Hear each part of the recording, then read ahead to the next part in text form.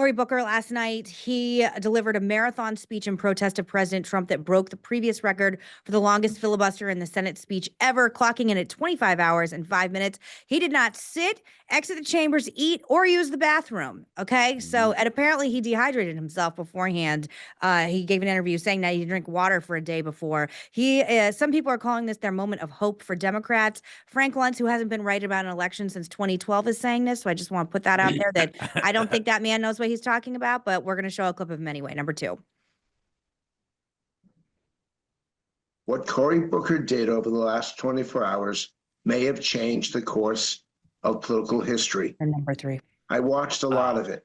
I listened to words. I listened to phrases, how he presents himself. Did he criticize Donald Trump? Of course he did. But he struck the kind of tone that grassroots Democrats are looking for. He gave them a reason to fight. He gave them a reason to stand up and say, this is my country too. That speech puts Cory Booker as one of the leaders for the Democratic Party, 2028, and I'll go even further.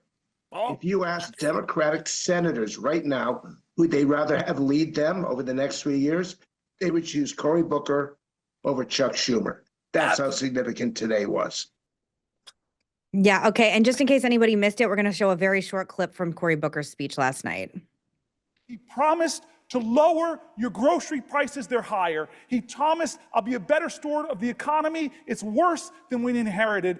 Over and over, he's breaking promises and doing outrageous things like disappearing people off of American streets, violating fundamental principles of this document, invoking the Alien Enemies Act from the 1700s that was last used to put Japanese Americans in internment camps?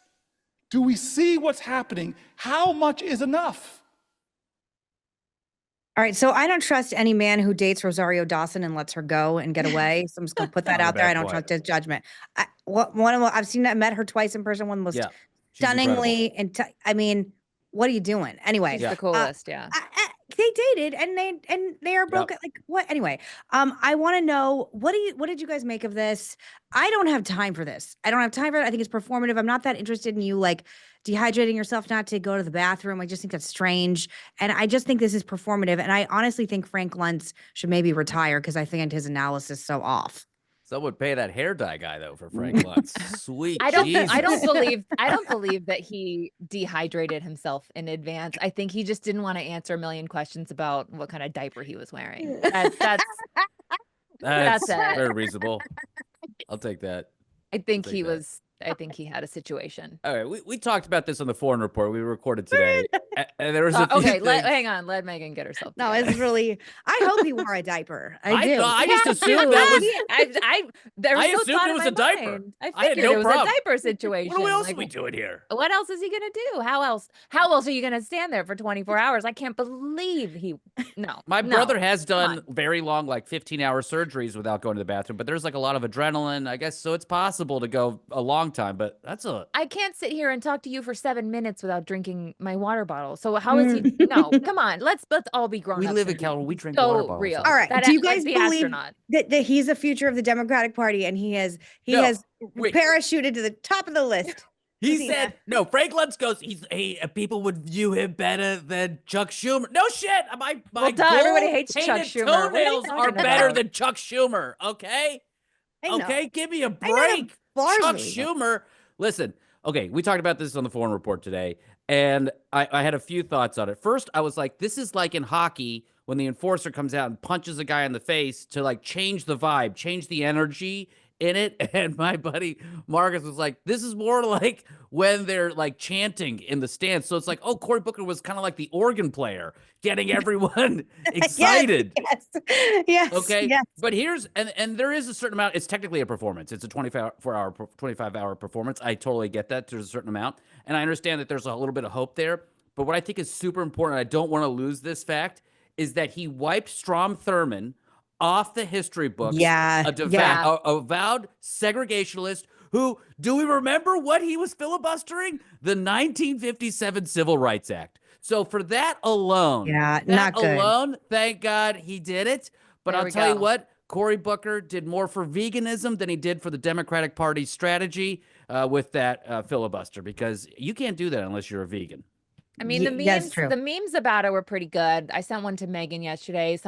I wish Cory Booker would read Sam Rothwell monologue from White Lotus during this filibuster. Just to that would have been incredible. Oh my God. See, that would have gotten some eyeballs. He did do a thing where it's like, I was at the movies with my mom and she told me I got to take my dad to the urinal. I got to take him to the bathroom. And he like did this whole thing about unzipping his dad's. It's like a whole weird thing. Didn't Ted Cruz read Dr. Seuss one year? Like Redfish? I think the filibuster is so stupid. For whatever that's, I think this is so stupid and American. Like, I don't see the point of it.